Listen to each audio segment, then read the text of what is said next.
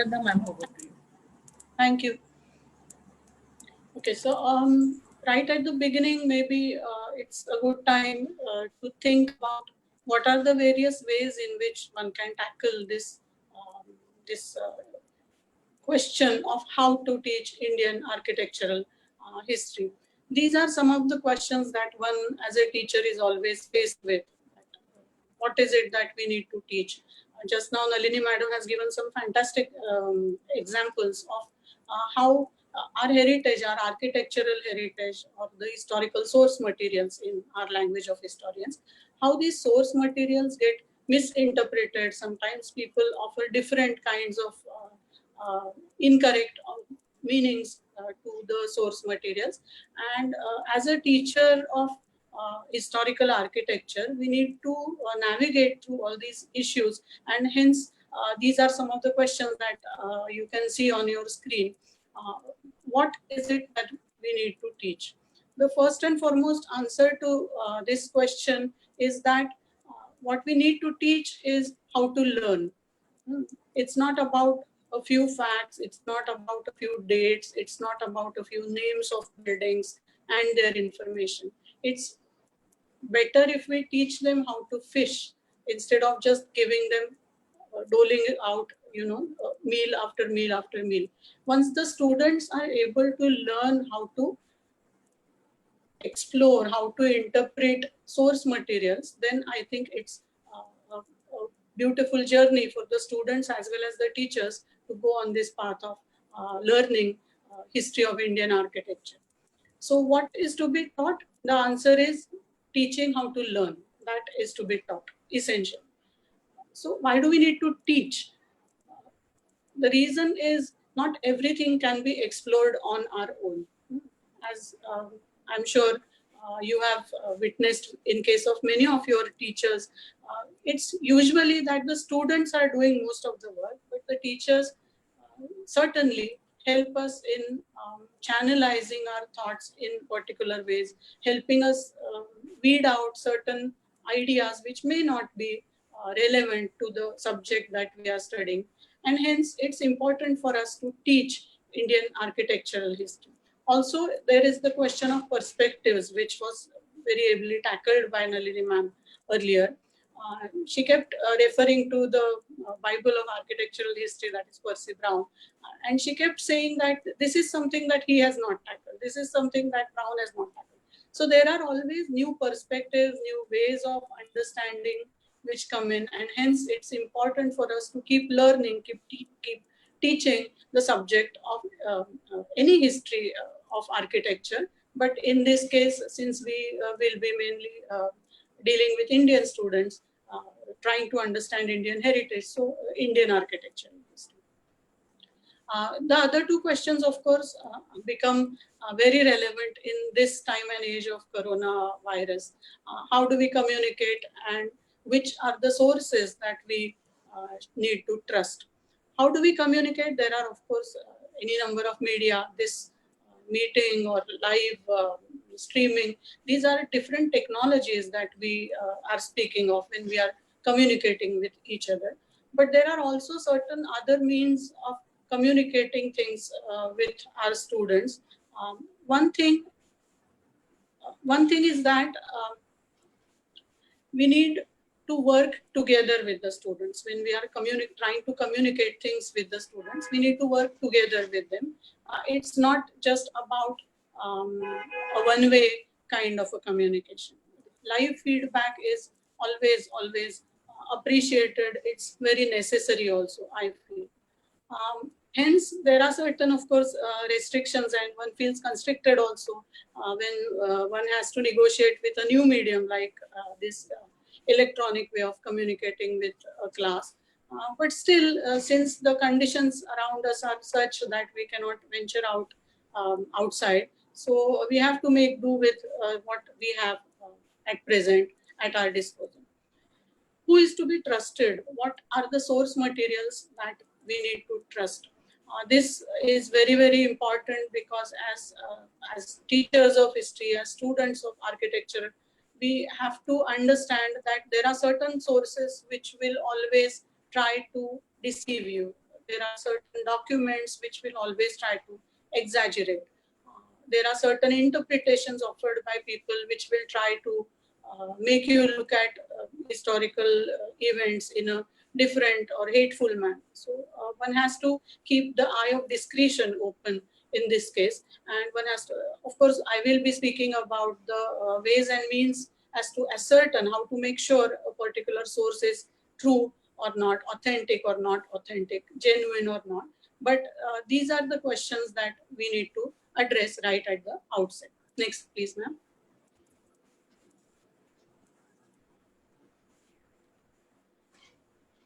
Yeah, this is what happens sometimes when we are looking at things from our own perspective and the other person is looking at it from a different perspective. What we feel is 3 or 4, the other person may not feel the same. So just to make sure, next slide, please.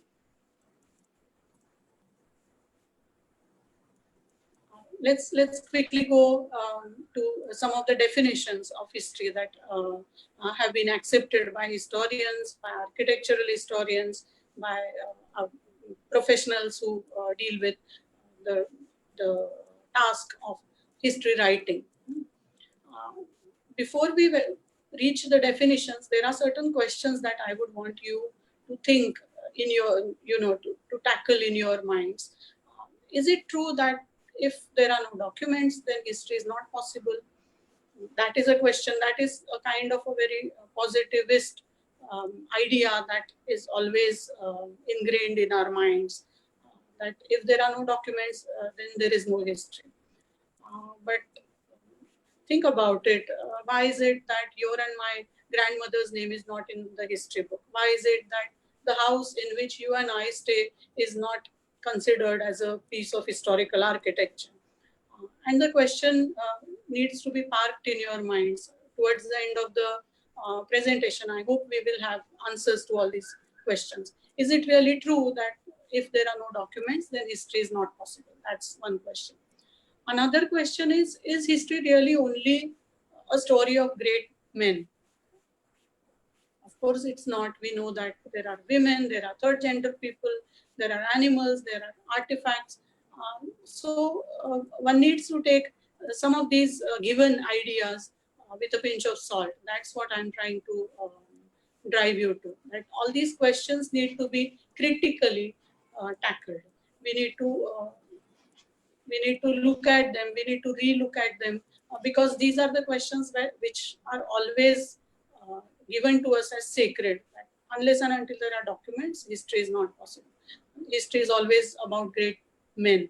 It's not true. All these questions need to be critically assessed by us in our minds.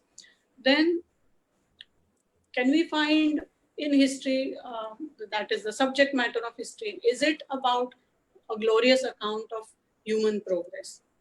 Again, I know that many of you will be laughing at this because we can't really say that we have progressed, or we can't really say that all history is only about humans changing from one place to another or changing from one stage to another. So this is also another given, this is also another idea which is entrenched in our minds about history, which needs to be critically evaluated. And finally, so this is not history, this is not history, this is not history. So what is history? Next, please.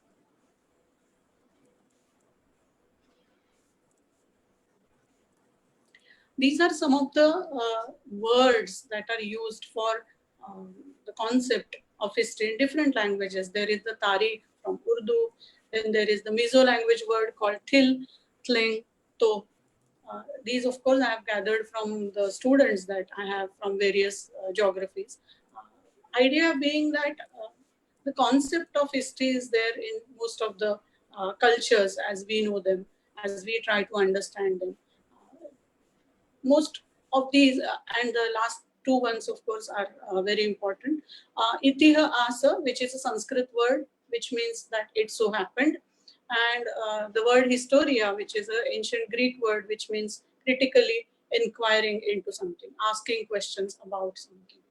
So when we are talking of history, these are all the elements that need to be kept in our mind. It's not just about, oh, Taj Mahal is such a beautiful building. It's not about this is a great heritage that we've got. It's about trying to interpret a building, an artifact, a word, a sentence, a phrase in a context of the society in which this artifact has been created.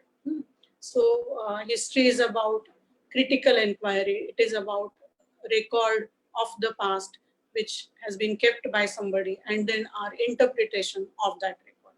Next, please. The picture here, ma'am, just a minute, is of Herodotus, who's considered as the father of history. He is somebody who belonged to the 5th century before Christ, before Common Era, and it's his statue. So, father of history is Herodotus. Next, please. This is a famous definition of history, and I will not really dwell too much upon.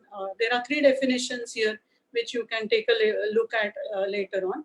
But the idea here is that history is something like a dialogue. It's not a monologue. It's not as if the building is out there, the coin is out there, the play is out there, the song is out there, and we are here out to, at the other end of the microscope, as it were, out to interpret it.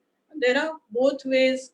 The dialogue happens both ways. The source also tries to tell us something, and we also ascribe meaning, we also ascribe importance to a historical source.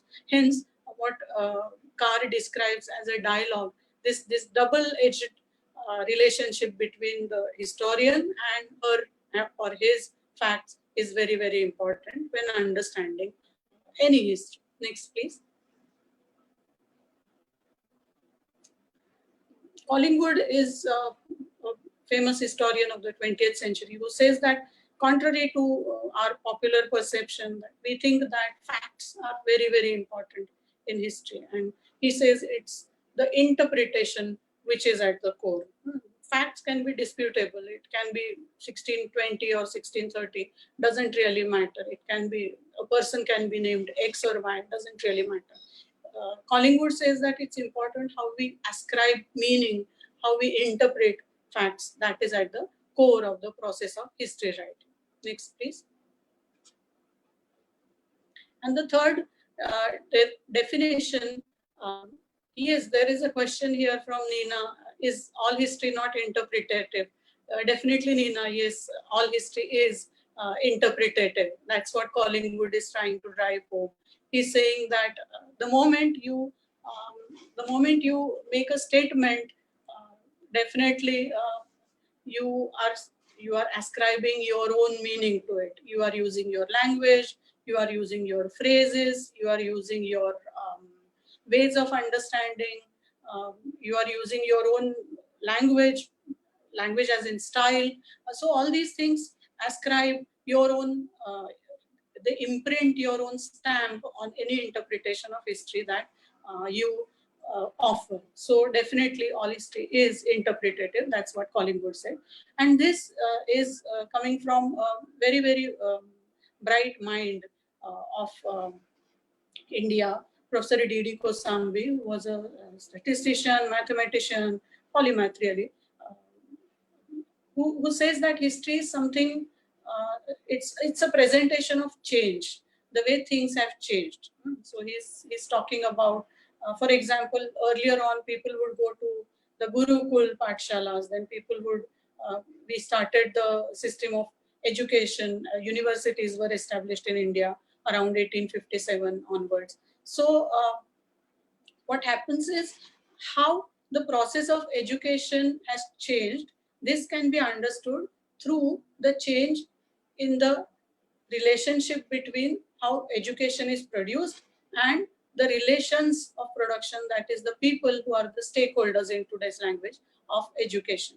So Kosambi is talking about recording and interpreting change as far as history writing is concerned. Next, please. Yeah.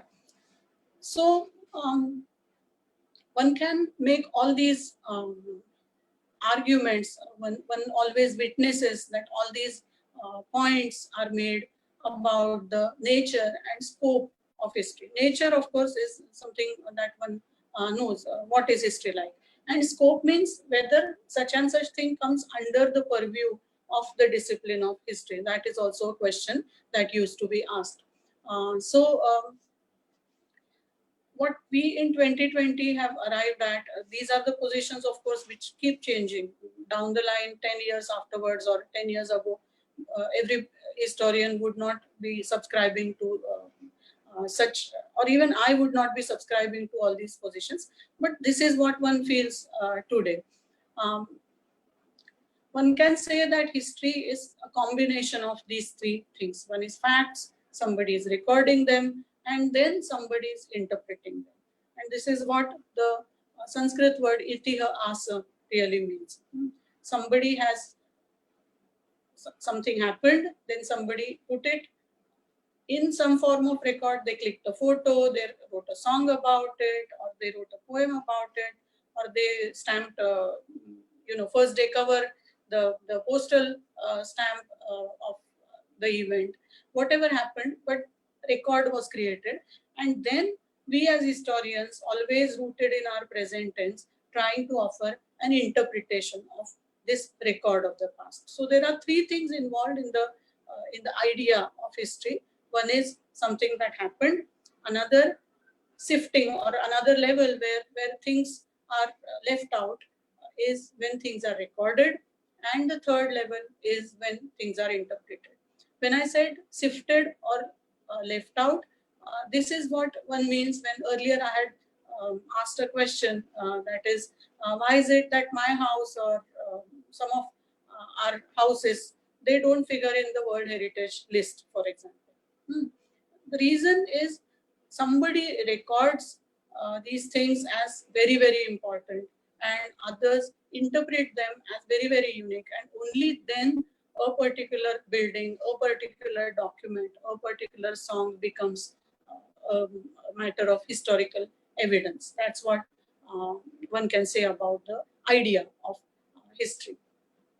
Then there are also certain things where I've put in question marks. That is, we usually face this idea, we usually have this given that facts are neutral and interpretation is something that is biased, which is of course not true. Facts are also never neutral.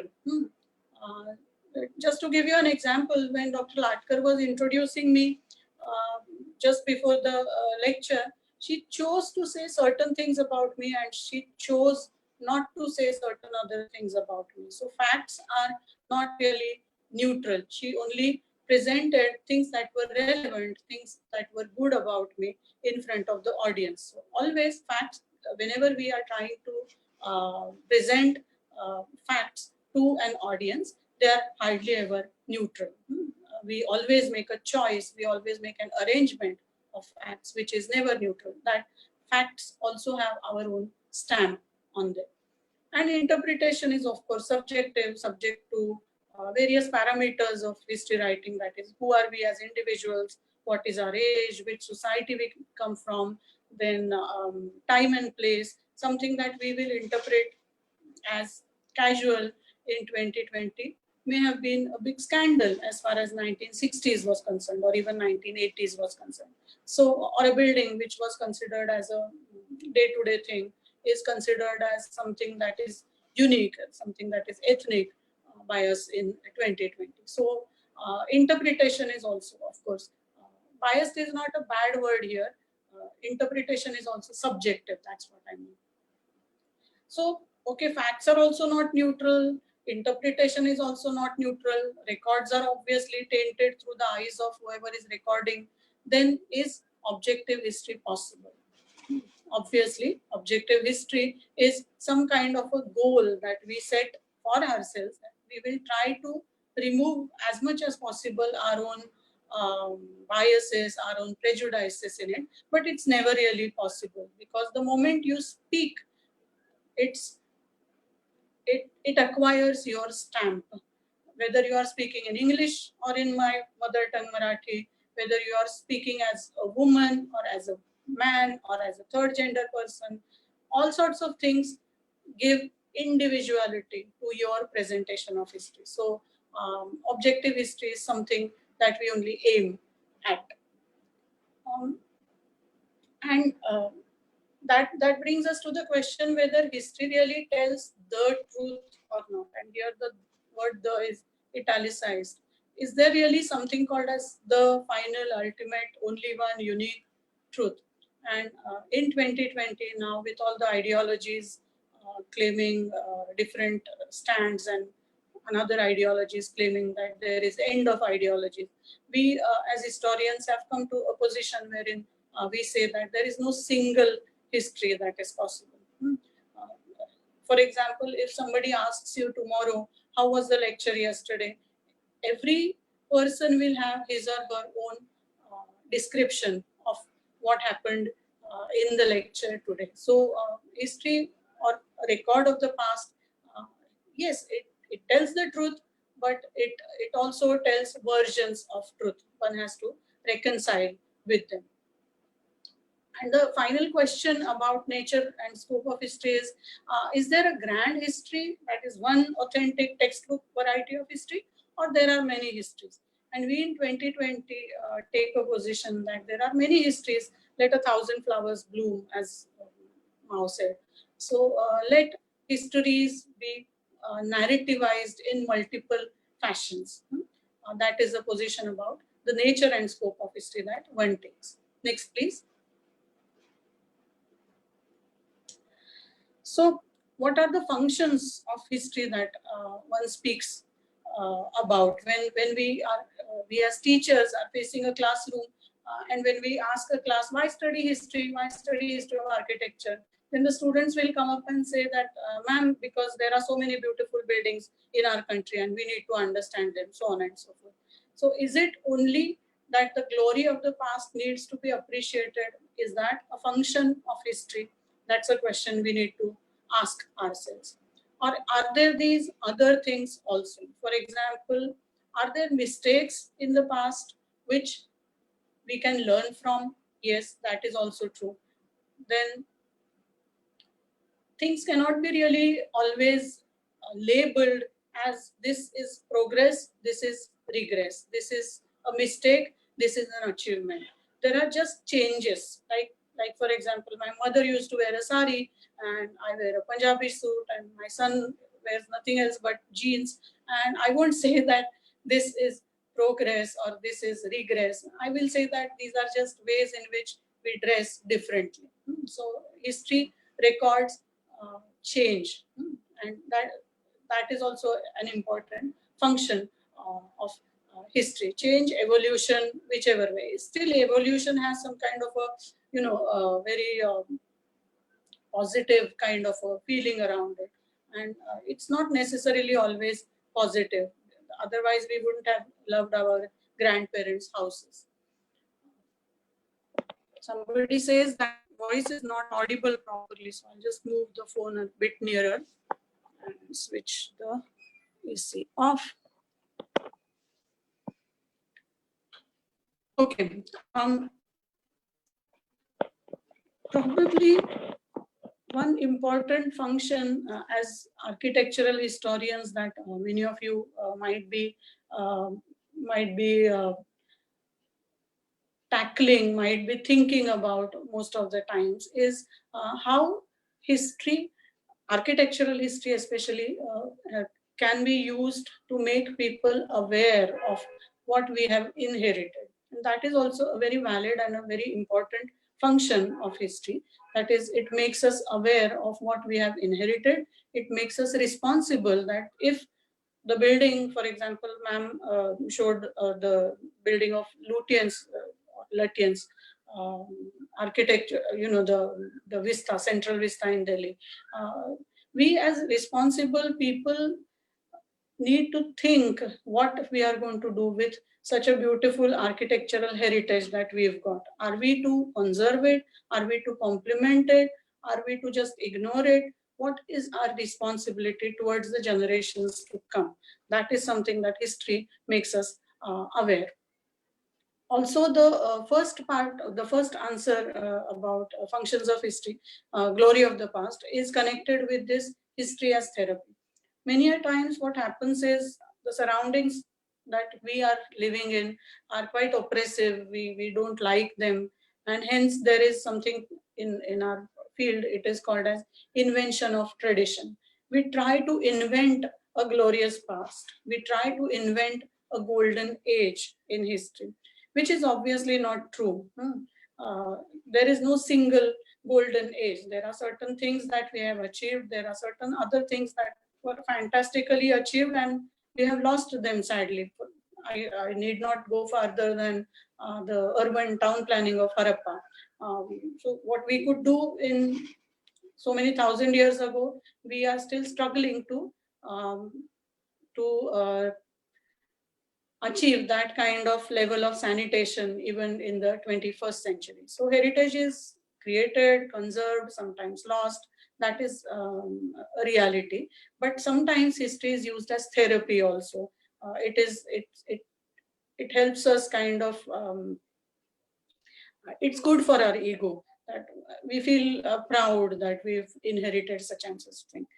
It's okay up to a certain limit to be proud about your heritage, but we need not boast about it. We are only carriers of this heritage. So we can simply accept it and conserve it and go ahead with it.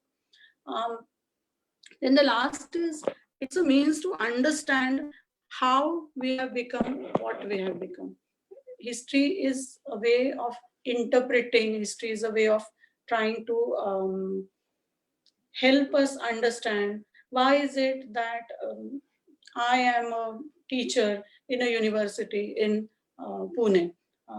And maybe the answer takes me, when I ask a question like this, the answer takes me back to the days of, let's say, Mahatma Jyotirao Phule, who started a girls' school for um, a school for girls, a school for Shudrati Shudras, that is the people who were considered as untouchables. Had there not been such fantastic social workers in my land of Maharashtra, in my city of Pune, I doubt a person like me could have become a university professor in this date and age also. So what we have become always has precedents, antecedents, roots in the historical heritage that we have inherited. This is something that history teaches us, in my opinion. Next, please. The way we go about research in history, this is a very useful kind of a slide. I'm not going to explain it in great detail. You can take a look at the PPT.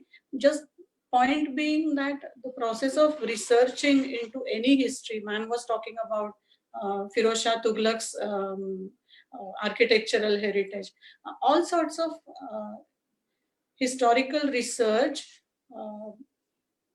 always go in this spiral direction. We start with the formulation of problem, go ahead with all these stages of collection of data, criticism of data, finally arriving at conclusions. And then when we conclude something, we share the report with the world at large. There is always feedback coming from the peers, coming from people who are interested, and which prompts us to take up something else, some other piece of research. So historical research is not a process which has a definite beginning and an end. It's a spiral process which keeps going on and on and on with participation from different sections of the society, of course. Next, please. One of the first slides we discussed a question called as what is to be trusted, what evidence. So people say that you are saying this building is 500 years old, you are saying that this building is built by such and such ruler. How come, what is the proof, what is the evidence that you can produce for this? And the evidence, I particularly like this cartoon and thought that we could do with a bit of a smile on our faces. Evidence is something that's not going to simply walk into our studies and libraries and classrooms. We have to go out there and fish for evidence without losing heart, prodding all the time the society around us for the right kind of fish as this person is saying that I'm giving up, there's no trout in this lake. But he's just not looking at the right place. He's not prodding the thing at the right place. So for historical evidence, we have to look at the right places. That's a very important point. Then it's also important for us to understand that if you have this big a file of historical source materials, does that mean that you have automatically become a historian? Many a times people have PPTs running into hundreds of slides of photographs. Yes, beautiful photographs, fine, but what is the interpretation? So it's important for us to know that evidence is very, very important, but that's not equal to history. Evidence is the raw material, as it were. Evidence is something like, in your language, perhaps bricks and mortar, on which we build the building of our own historical interpretation. That is to be remembered. Then critical use of source materials, the last point. Maybe we should go to the next slide and this point will be explained better. Critical use of sources. Next, please. Yeah, here are certain kinds of, ma'am, previous please. Yeah. Here are certain kinds of historical source materials that we use, we try to interpret when we have to offer or when we have to create a picture of what might have happened in the past. These are the types: the archaeological, that is material sources, hard evidence, as they say. Numismatic is coins. Epigraphical, graph is writing, epis is stone, writing on the stone or copper plates. Then literary sources, oral memories, audio, visual, and digital. We'll be seeing the examples. Next, please. This is an example, a beautiful example of material sources, hard evidence, things that one can touch and feel and see. It's a scene which is depicted from one of the panels of the Sanchi Stupa, talking about a battle that happened for a relic of Buddha. There are, of course, different kinds of material sources. This is only one, but there are buildings, there are graves, there are things, even the little grinding stone in our house, chakki, that can also be material evidence, because that speaks about techniques of the previous period of the past, about techniques of grinding of grain. Next, please. This is a numismatic source, a coin.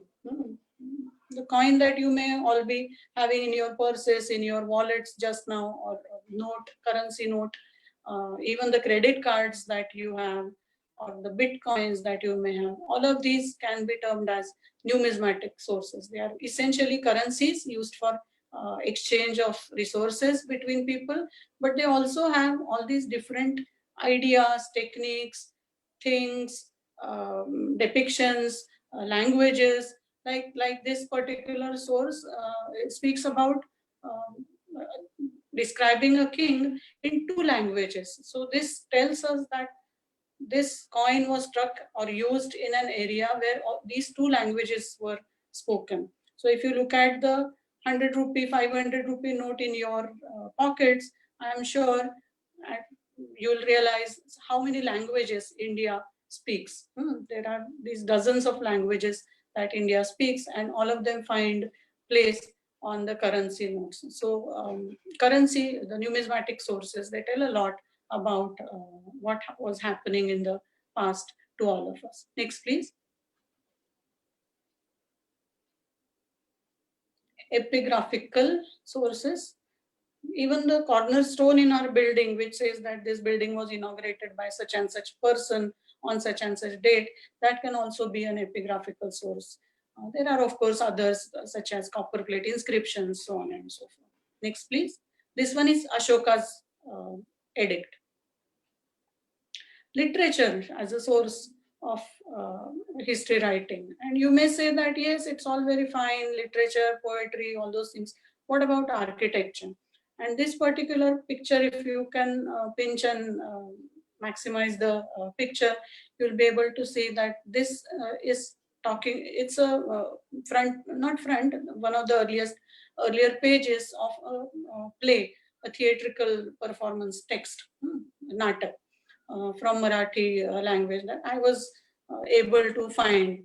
And this has a picture on the left side, and the picture tells us that this is a period when you have a beginning of what is called as the proscenium kind of theater, wherein earlier theater was under a tree or in an open space where the performers would be standing or offering their performances in the middle, and the crowd would be around the performers. But this is something which tells us that proscenium, there is a difference, there is a separate space offered for the performers and separate space offered for people who are attending the play or the performance. So literary sources offer a great deal of information. Of course, whatever is written in the text, that also offers a great deal, but pictures like this also tell us a great deal about what was happening in history. Next, please. And you will find no picture to match this particular type of historical source for obvious reason. Oral memories, they are all here, up here in our minds. The little songs, the little phrases as we heard and spoke while we were, when we were children, all these things constitute oral source materials. That is the language, the things that are said to us, the things that are that we hear, the things that we speak. These are things that are oral source materials. These become our oral memories. Of course, interviews and other things also fall in this category. Next, please. Yes. Now, this is a picture that is going to be, of course, this is a picture that's going to be imprinted in the minds of these kids, their parents, the teachers. What happened when there was some kind of a race and somebody stood first, somebody stood second, there was a race in the first place. What are the teachers wearing? All these things become source materials for reconstructing the past for us. Next, please. Yeah, and this is something that, of course, is fairly recent, last 50 odd years kind of a development. Digital source materials. There is so much of information that we store digitally. On the right corner, at the bottom of the screen, you will see that there is the Maharashtra government site. So official information about the state government of Maharashtra can be accessed from this website. It's a source of information, but it's a digital source. The one above is an interview that I gave about a tunnel in our university. The SPPU has a tunnel connecting the old governor's bungalows, kitchens, and the ballroom. And there was a TV interview about it. So digitally, those memories are kind of preserved. Next, please. So on the right side, you will see all these different types of source materials that we just saw, archaeological, so on and so forth. Last one was digital. But there are also other ways of classifying historical source materials. One, on the left bottom side, you will find is published or unpublished. So there are photos which are available for public consumption. There are photos which we have taken, but we have kept them at home. There are documents which are published. Suppose there is a epic or a poem or an autobiography or a biography written by somebody. Sometimes it gets published, sometimes it doesn't get published. Or there are caves. For example, in Maharashtra, we are very lucky to have a cave complex called as Panhai Kaji. And this cave complex was simply not known to the people. It belongs to the very old period, and there are of course Hindu and Buddhist and I believe Jain also elements in the cave complex, but nobody knew about them. So the caves came to be publicized, they came to be recorded historically, archaeologically, only in the 20th century. I think the report is from 1960s or 70s. So sources can be published, they can be unpublished also. And then top left corner, you will see sources, historical source materials are either primary or secondary or primary. That's how I've written here.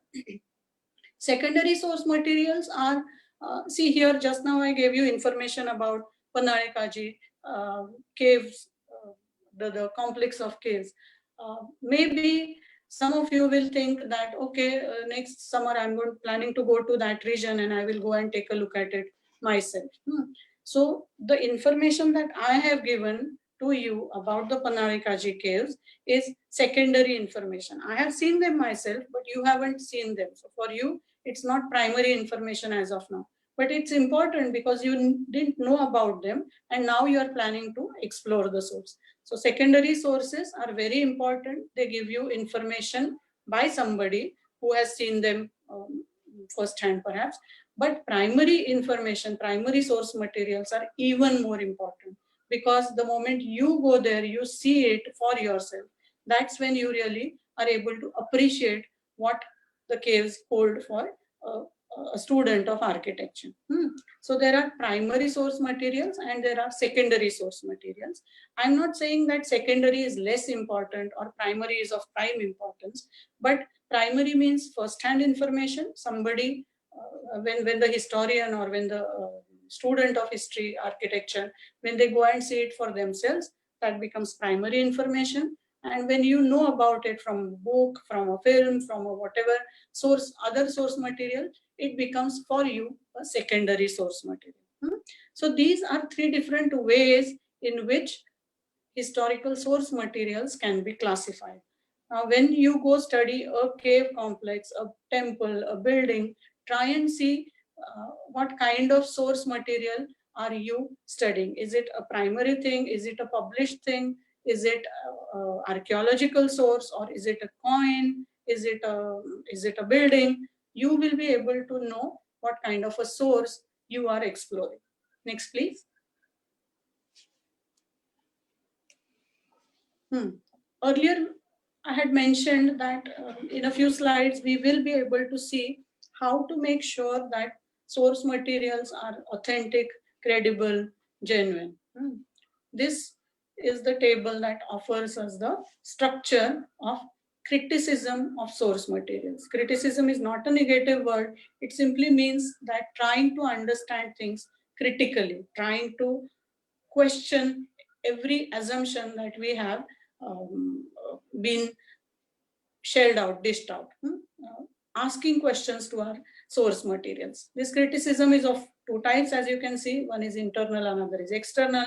Within internal, there is positive and negative. When we go to the next slides, you will see what it means to do positive criticism, negative criticism, all those things.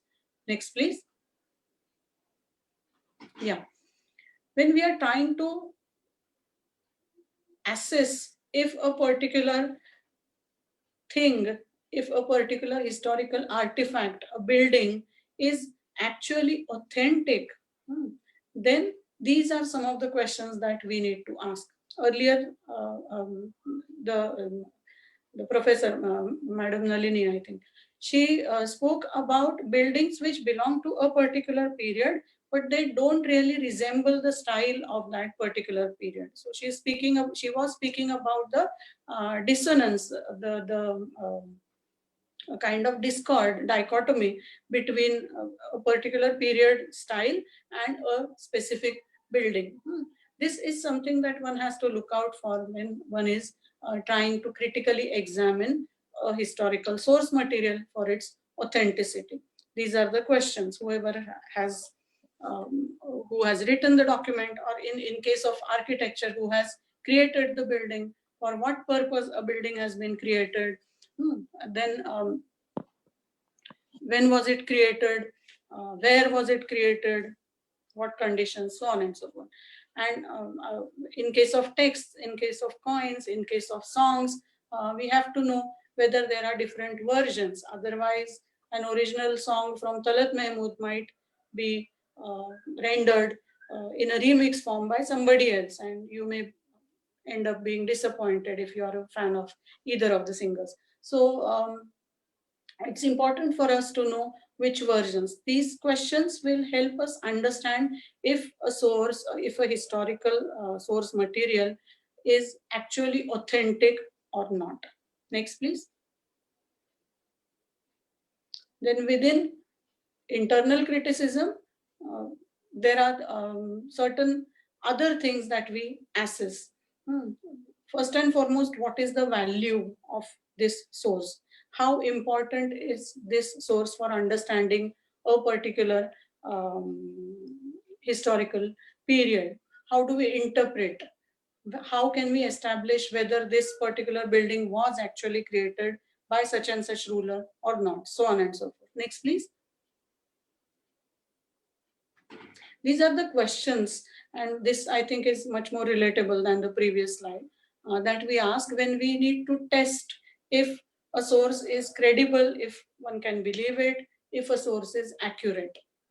Somebody writes that I saw such and such thing, and then you have to ask, were you actually present when something like that happened, or were you sitting in the comfort of your house and simply doing armchair history writing?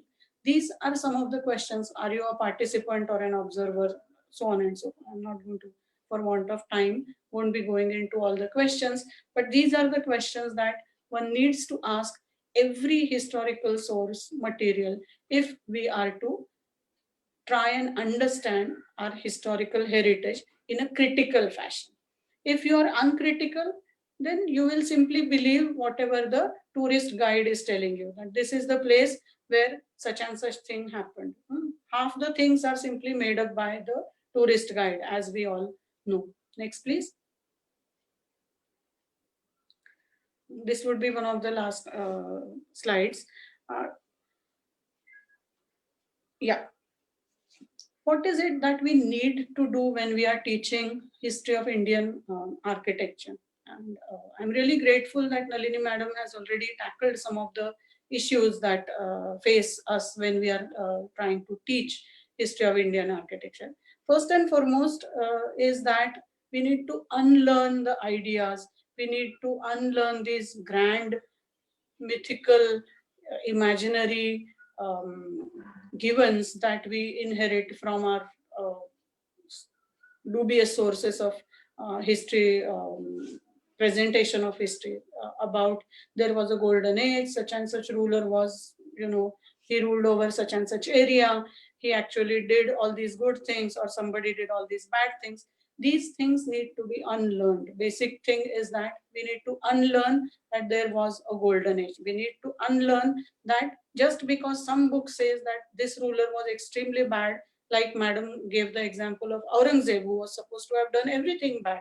You can't simply have a person who's doing all the bad things at all times and still succeeds to rule for decades. So we have to take it with a pinch of salt. That is the first thing we as students of Indian architecture need to remember. Secondly, it doesn't pay to live in the past. It's important for us to live with the past. We will always be rooted firmly in our contemporary times. I can, how much ever I pretend, I can never be a 1980s person.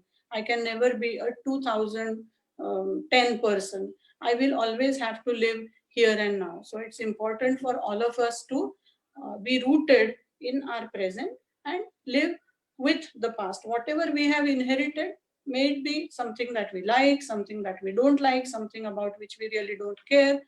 We try to live with it, try to use it as a tool, try to use it as a means to help us understand how we have become what we have become. That is something that we discussed in one of the earlier slides.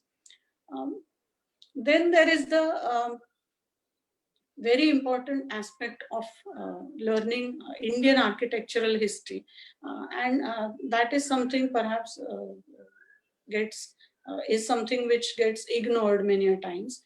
That architecture is a medium; it's a language in itself. It's a medium to express ideas. So when you see a colonial building, a grand building like, for example, the VT station, the Chhatrapati Shivaji Maharaj terminal station in Mumbai, you realize that this building is exuding, it's trying to tell the seers something, that the colonial power is here to stay. We are not going to go anywhere. We are solid, we are rock solid, and we are very efficient, we are very firm. All these ideas are conveyed through any piece of architecture, any piece of historical evidence. So ideas are important, and architecture is a medium of conveying these ideas. Then we need to have the awareness. This is something that I will not go too much into details, because earlier also we have discussed it. I'll take the question from Naveen Sharma later, whether facts are biased or not. Next, please. Yeah, and this is something that I find fascinating. A building from 1784. See, earlier in Vaishali Madam's presentation also, there was the reference of people being displaced and, calamities, which are really very, very difficult for many of us to cope up with.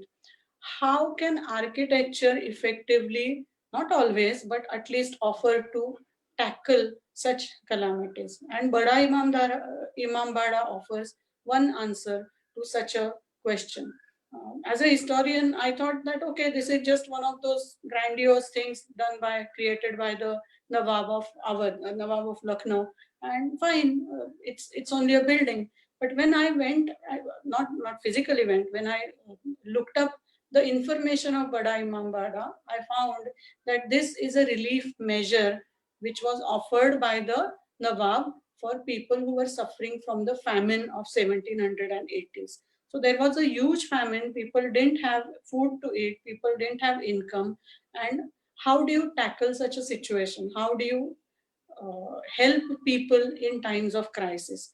And the kind Nawab, at least in this respect, he must have been kind. He offered employment to thousands of people who, over a period of 10 long years, were given employment to construct this Bada Imam Bada in 1784.